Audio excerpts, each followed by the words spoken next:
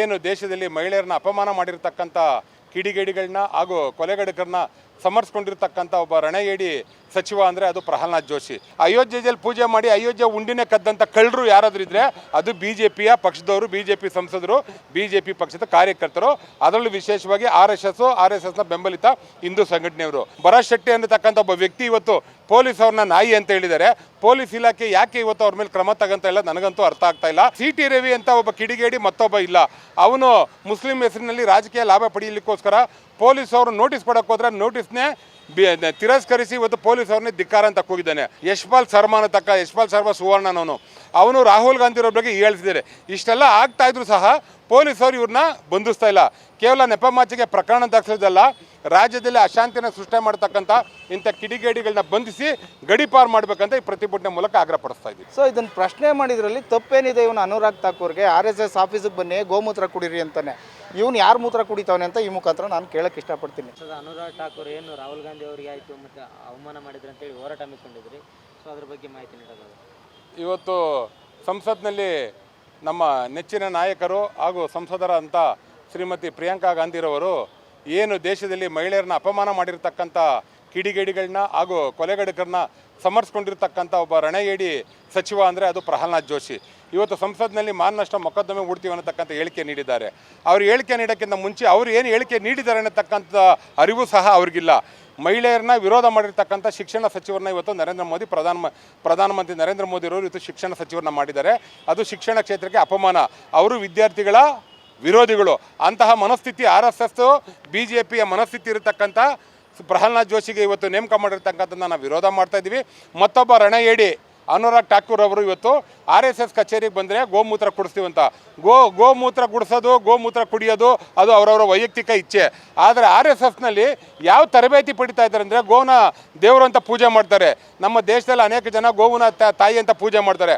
ಆದರೆ ಗೋ ಹೆಸರಿನಲ್ಲಿ ಪೂಜೆ ಮಾಡಿ ಅಯೋಧ್ಯೆಯಲ್ಲಿ ಪೂಜೆ ಮಾಡಿ ಅಯೋಧ್ಯೆ ಉಂಡಿನೇ ಕದ್ದಂಥ ಕಳ್ಳರು ಯಾರಾದರೂ ಇದ್ದರೆ ಅದು BJPಯ ಪಕ್ಷದವರು, BJP ಸಂಸದರು, BJP ಪಕ್ಷದ ಕಾರ್ಯಕರ್ತರು, ಅದರಲ್ಲೂ ವಿಶೇಷವಾಗಿ RSSನ ಬೆಂಬಲಿತ ಹಿಂದೂ ಸಂಘಟನೆಯವರು. ಇವತ್ತು ಸಂಸತ್ನಲ್ಲಿ ಮಾನನಷ್ಟ ಮೊಕದ್ದಮೆ ಆಗ್ತಿದೆ. ಮಾನ ಮರ್ಯಾದೆ ಇಲ್ದಿರೋರು ಇವತ್ತು ಶಿಕ್ಷಣ ಸಚಿವರಾಗಿದ್ದಾರೆ. ಅದ್ರ ಜೊತೆಲಿ ಕರ್ನಾಟಕದಲ್ಲಿ ಭರತ್ ಶೆಟ್ಟಿ ಅನ್ನತಕ್ಕಂಥ ಒಬ್ಬ ವ್ಯಕ್ತಿ ಇವತ್ತು ಪೊಲೀಸ್ ಅವ್ರನ್ನ ನಾಯಿ ಅಂತ ಹೇಳಿದ್ದಾರೆ.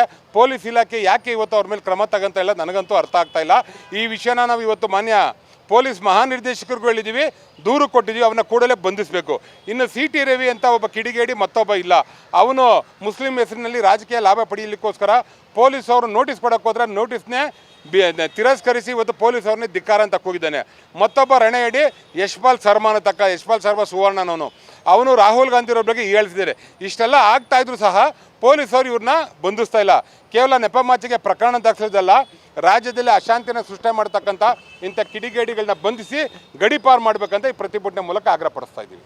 ಸೊ ಇವತ್ತು ಮಹಾನಿರೀಕ್ಷರಿಗೆ ನೀವು ಒಂದು ಕಂಪ್ಲೇಂಟನ್ನು ಕೊಟ್ಟಿದ್ರೆ ಅವರು ಯಾವ ರೀತಿ ನಿಮಗೆ ಭರವಸೆ ನೀಡಿದ್ರು? ಈಗ ಮಾನ್ಯ ಪೊಲೀಸ್ ಮಹಾನಿರ್ದೇಶಕರು ನಾವು ಕೊಟ್ಟಿರ್ತಕ್ಕಂಥ ದೂರನ್ನೆಲ್ಲ ಸ್ವೀಕಾರ ಮಾಡಿದ್ದಾರೆ. ಅಗತ್ಯ ಕ್ರಮ ಕೈಗೊಳ್ತೀವಿ ಅನ್ನತಕ್ಕಂಥ ಮಾತನ್ನು ಹೇಳಿದ್ದಾರೆ. ಸ್ಥಳೀಯ ಮಟ್ಟದಲ್ಲಿ ಪೊಲೀಸವರು ಇಂತಹ ಪ್ರಕರಣಗಳನ್ನ ಗಂಭೀರವಾಗಿರತಕ್ಕಂಥ ಪ್ರಕರಣ ಸ್ವಯಂ ಪ್ರೇರಿತವಾಗಿ ದೂರು ದಾಖಲಿಸಿಕೊಂಡು ಕ್ರಮ ಕೈಗೊಳ್ಳಬೇಕು. ಇದು ಬರೀ ಕೇವಲ ದೂರು ಕೊಟ್ಟೇಟಿಗೆ ಪ್ರಕರಣ ದಾಖಲು ಮಾಡೋದಲ್ಲ.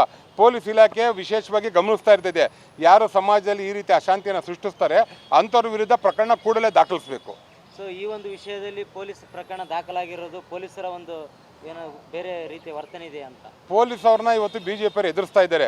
ಮುಂದೆ ಸರ್ಕಾರ ಯಾವ ಸರ್ಕಾರ, ಕಾಂಗ್ರೆಸ್ ಇರಲಿ, ಜನತಾದಳ ಇರಲಿ, BJP ಇರಲಿ, ಯಾವ ಪಕ್ಷ ಇದ್ದರೂ ಸಹ ಪೊಲೀಸವರು ಅವ್ರವ್ರ ಕರ್ತವ್ಯನ ಅವ್ರು ನಿರ್ವಹಣೆ ಮಾಡ್ತಾರೆ. ಪೊಲೀಸ್ ಅವ್ರ ಮೇಲೆ ದಬ್ಬಾಳಿಕೆ ಮಾಡೋಂಥ ಪ್ರಯತ್ನನ ಇವತ್ತು BJP ಅವ್ರು ಮಾಡ್ತಾವ್ರೆ.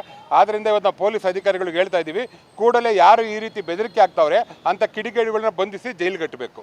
ಸೊ ಬೆದರಿಕೆ ಹಾಕಿರೋ ಉದಾಹರಣೆಗಳು ಯಾವಾದರೂ ಇದಾವ? ಬೆದರಿಕೆಯನ್ನು ನಿನ್ನೆ ಭರತ್ ಶೆಟ್ಟಿ ಅನ್ನೋ ವ್ಯಕ್ತಿನೇ ಹೇಳ್ತಾ ಇದ್ದಾನೆ, ಪೊಲೀಸವರು ಡಾಗು ನಾಯಿ ಥರ ಇದು ಮಾಡ್ತಾವ್ರೆ ಅಂತ. ಇನ್ನು ಅದಕ್ಕಿಂತ ಇನ್ನೇನು ಬೇಕಿದೆ? ಪೊಲೀಸರು ಕರ್ತವ್ಯ ನಿರ್ವಹಿಸ್ತಾರೆ, ಪೊಲೀಸವ್ರಿಗೆ ಗೌರವ ಕೊಡಬೇಕು.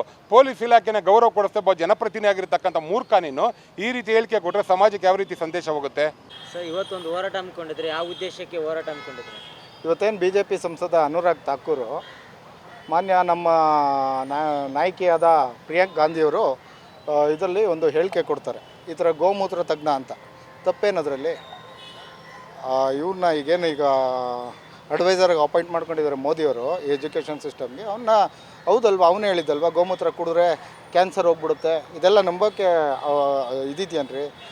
ಓನ್ಲಿ ಈ ಸೊಲ್ಯೂಷನ್ ಏನಂದ್ರೆ ಸೈನ್ಸು. ಅದು ಬಿಟ್ಬಿಟ್ಟು ಇವರು ಗೋಮೂತ್ರ ಕುಡೀರಿ, ಅದು ಕುಡೀರಿ, ಇದು ಕುಡೀರಿ ಅಂತ ಕೊಟ್ಟವನ್ನೆಲ್ಲ ಪಂಡಿತನ ಥರ ಬಿಂಬಿಸ್ತಾ ಇದ್ದಾರೆ. ಸೊ ಇದನ್ನು ಪ್ರಶ್ನೆ ಮಾಡಿದ್ರಲ್ಲಿ ತಪ್ಪೇನಿದೆ? ಇವನು ಅನುರಾಗ್ ಠಾಕೂರ್ಗೆ RSS ಆಫೀಸಿಗೆ ಬನ್ನಿ ಗೋಮೂತ್ರ ಕುಡೀರಿ ಅಂತಾನೆ, ಇವನು ಯಾರು ಮೂತ್ರ ಕುಡಿತಾವನೆ ಅಂತ ಈ ಮುಖಾಂತರ ನಾನು ಕೇಳೋಕ್ಕೆ ಇಷ್ಟಪಡ್ತೀನಿ. ಒಂದು ಹೆಣ್ಮಗಳು ರೀ, ಅವಳು ಏನಿದೆ ಅವರು ಹಂಚ್ಕೊಂಡ್ರು, ಅದನ್ನೇ ನೀನು ದೊಡ್ಡ ತಪ್ಪುತ್ತರ, ದೊಡ್ಡ ಪಂಡಿತನ ಥರ. ಇವರು ಪಾಂಡಿತ್ಯ ಏನು ಅಂದರೆ ಬರೀ ಇಂಥದ್ದೇ, ಗೋಮೂತ್ರ ಕುಡೀರಿ, ಕತ್ತೆ ಮೂತ್ರ ಕುಡೀರಿ, ನಾಯಿ ಮೂತ್ರ ಕುಡೀರಿ, ಇಂಥ ಪಾಂಡಿತ್ಯಗಳೇ. ಇದು ನಮ್ಮ ದೇಶಕ್ಕೆ ಭವಿಷ್ಯ ಅಲ್ಲ. ಸೊ ಏನು ಹೇಳಿದ್ದಾನೆ ಅದಕ್ಕೆ ಹೌದು, ಅವು ಹೇಳಿದ್ರೆ ಸತ್ಯ ಅಲ್ವಾ, ಒಪ್ಕೊಳ್ಳೋಕ್ಕೇನು ಈ BJP ಅವ್ರಿಗೆ ಅಂತ. ಸೊ ಅವನ ವಿರುದ್ಧ ನಾವು ಇವತ್ತು ಪ್ರೊಟೆಸ್ಟ್ ಮಾಡಿದ್ದೇವೆ ಸರ್. ಅನುರಾಗ್ ಠಾಕೂರ್ ಅವರು ಏನು ಸಿದ್ಧಾಂತದಲ್ಲಿ ವಿಫಲವಾಗಿದ್ದಾರ ಅಥವಾ ಅವ್ರ ಬಾಯಿ ಮಾತೇ ಆ ಥರನ? ಯಾಕೆ ಈ ಥರ ಮಾತುಗಳನ್ನ ಆಡ್ತಾ ಇದ್ದಾರೆ ಅಂತ ಸರ್ ಮೊದಲಿಗೆ ಹೇಳ್ತೀನಿ, ಅವ್ರ ಸಿದ್ಧಾಂತನೇ ವಿಫಲ. BJP ಸಿದ್ಧಾಂತ ಇದೆಯಲ್ಲ ಅದೇ ವಿಫಲ. ಈಗಿನ ಯುವಕರಿಗೆ ಆ BJP ಸಿದ್ಧಾಂತದಿಂದ ಒಂದು ಹೊತ್ತು ಊಟನೂ ಸಿಗಲ್ಲ, ನೀರು ಸಿಗಲ್ಲ, ಬರ್ಬಾತಾಗಿ ಹೋಗ್ತಾರೆ. ಅವ್ರ ಸಿದ್ಧಾಂತ ನಂಬ್ಕೊಂಡು ಏನಾದ್ರು ಹೋದರೆ, ಇವತ್ತು ನೋಡಿದ್ದೀವಿ ನಾವು ಕರಾವಳಿ ಭಾಗದಲ್ಲೆಲ್ಲ ಪಾಪ ಜನ ನಮ್ಮದವರು ಯಾವ ರೀತಿ ಮನೆ ಮಠ ಬಿಟ್ಟು ಬೀದಿ ಪಾಲಾಗಿದ್ದಾರೆ ಅಂತ. ಸೊ ಇನ್ನೂ ಎಲ್ಲಿಗೆ ತಗೊಂಡೋದಾರೆ ಇವ್ರ ಸಿದ್ಧಾಂತ? ಏನು ಹೋಗಲಿ, ಆ ಸಿದ್ಧಾಂತದಿಂದ ಏನು ಉಪಯೋಗ ಆಗ್ತಾಯಿದೆ ಹೇಳಿ? ₹1 ಉಪಯೋಗ ಇಲ್ಲ. ಅದೇ ಏನೋ ಒಂದು ಕೂಗಾಟ ಹಾರಾಟ ಮಾಡೋಕ್ಕೆ, ಈ ಮುಸಲ್ಮಾನರ ಮೇಲೆ ಮಾಡೋಕ್ಕೆ ಆ ಸಿದ್ಧಾಂತ ಅಷ್ಟೇ ಹೊರತು ಅದರಿಂದ ದೇಶದ ಅಭಿವೃದ್ಧಿಗೆ ಯಾವುದೇ ರೀತಿ ಉಪಯೋಗ ಇಲ್ಲ. ನಮ್ಮ ಕಾರ್ಯಕ್ರಮಗಳನ್ನು ನೀವು ನೋಡ್ತಾ ಇದ್ರೆ ನಮ್ಮ ಚಾನೆಲ್ ಅನ್ನ ಸಬ್ಸ್ಕ್ರೈಬ್ ಮಾಡಿ, ಪಕ್ಕದ ಬೆಲ್ ಐಕಾನ್ ಒತ್ತಿ ನಮ್ಮನ್ನ ಬೆಂಬಲಿಸಿ. ಹಾಗೆ ನಮ್ಮ ಕಾರ್ಯಕ್ರಮಗಳನ್ನ ಲೈಕ್ ಮಾಡಿ, ಕಮೆಂಟ್ ಮಾಡಿ, ಅದನ್ನ ಬೇರೆಯವರಿಗೂ ವಾಟ್ಸ್ಆಪ್ ಮೂಲಕ ಶೇರ್ ಮಾಡಿ.